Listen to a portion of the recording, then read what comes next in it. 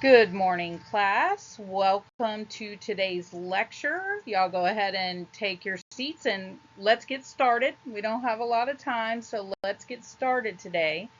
Um, I told you guys yesterday that today we were going to talk about substance related addictive disorders. And specifically, we're going to learn about substance use disorder today. And this is important since many of you are going to be getting into being counselors and therapists, and you need to know about substance use disorder because many clients have dual diagnoses. So let's dive in here. Now we're going to talk about a couple of things. Number one, the main purpose of this lecture is to familiarize yourself with this disorder.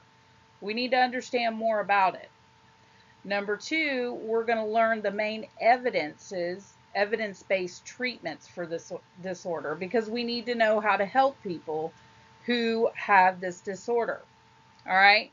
Now, there's three different things we're going to look at in this lecture. Number one, we're going to understand what the definition of substance use disorder is. Number two, we're going to have basic knowledge of the treatments. And number three, we're going to look at the criteria for the diagnosis of substance use disorder, and we're going to practice it in our class today. You'll see when we get there. Okay, so going on, let's look at first looking at the definition of substance use disorder. All right, the definition of substance use disorder per the American Psychological Association is substance use disorder happens when a substance such as drugs or alcohol impairs an individual to the point that they demonstrate notable deterioration and function in their daily life. Now, this can be by the way of health, this can be socially, this could be doing things that are risky, that can cause them harm without thought for themselves. So, in order to understand why a person would do these things, one of the things that we have to understand is how addiction occurs in the first place. Now, let me ask you a question. When you decide to go to the bar and get a drink, are you making the decision to take a drink? Yeah, yes, you are. You're making a decision to take a drink.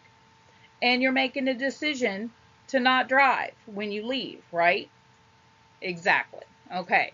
Now, when an individual first uses a substance, it is by choice. And this could be alcohol, it could be a drug.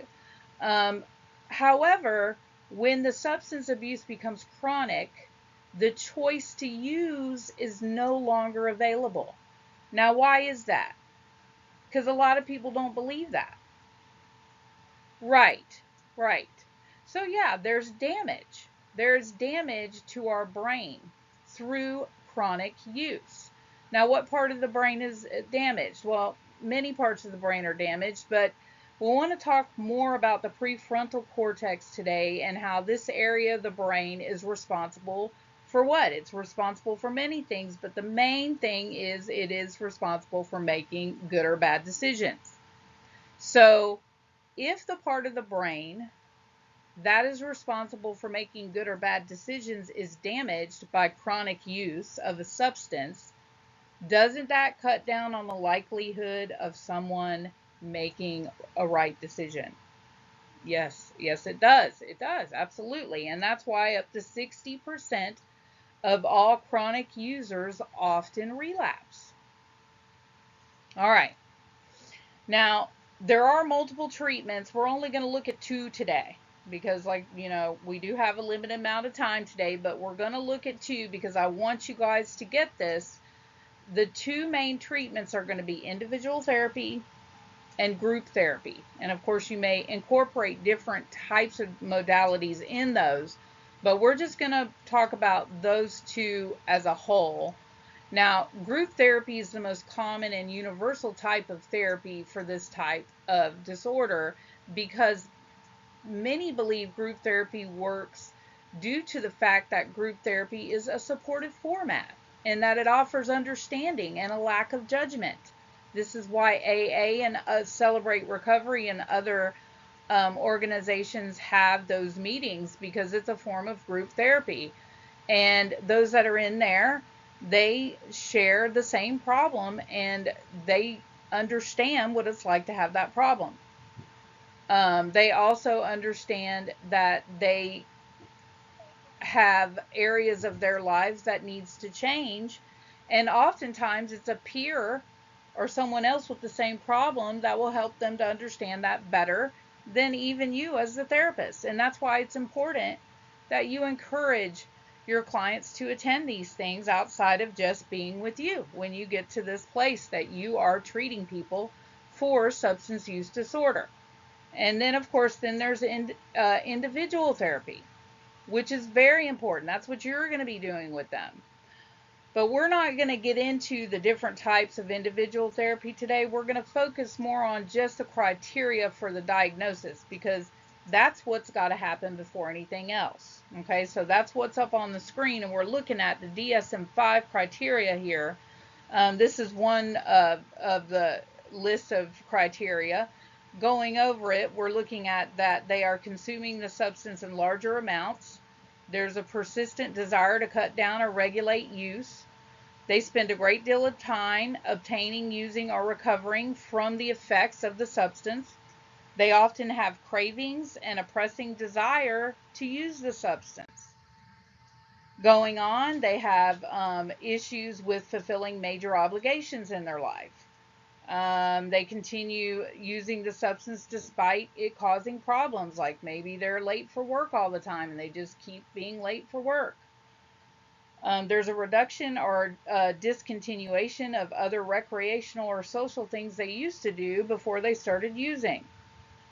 Reoccurrent substance use can be physically unsafe if they're using too much, and also they can get into environments that are unsafe, like going to buy drugs or alcohol, or drugs and alcohol, depending on what part of town you're going to.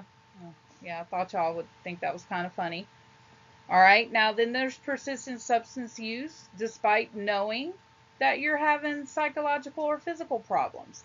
And then there's tolerance. We start using more. And then also there's withdrawal symptoms.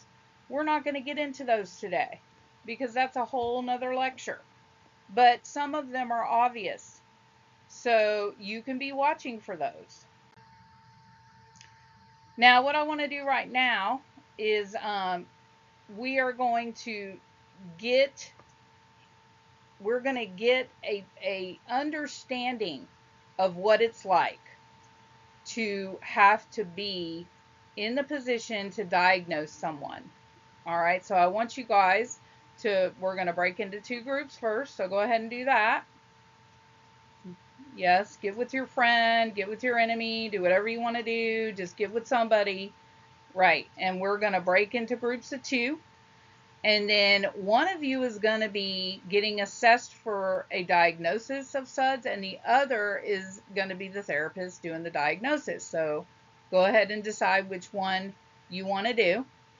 And you're going to take the criteria that is up on the slide, and you're going to use it to help you to understand what you're going to be looking for. Okay? And I want you to keep in mind, using this criteria, there is different, there are different degrees of substance use disorder, and they can be mild, moderate, or severe. So when you diagnose your friend, you need to put on there mild, moderate, or severe. Okay? And then you're going to switch places and you're going to repeat the exercise. And then I want some of you to share what you gained from that. What you gained from that. Now, I personally think that this is going to help you, okay, to learn a little bit more what it's like to be in the position, to be the therapist, to take this criteria out of the DSM-5 and to apply it. And I also think it may help you have a small window into understanding what it might be like to be an addict or have an addiction problem. All right, that sounds good. All right, class, I thank you for coming today, and y'all have a great weekend.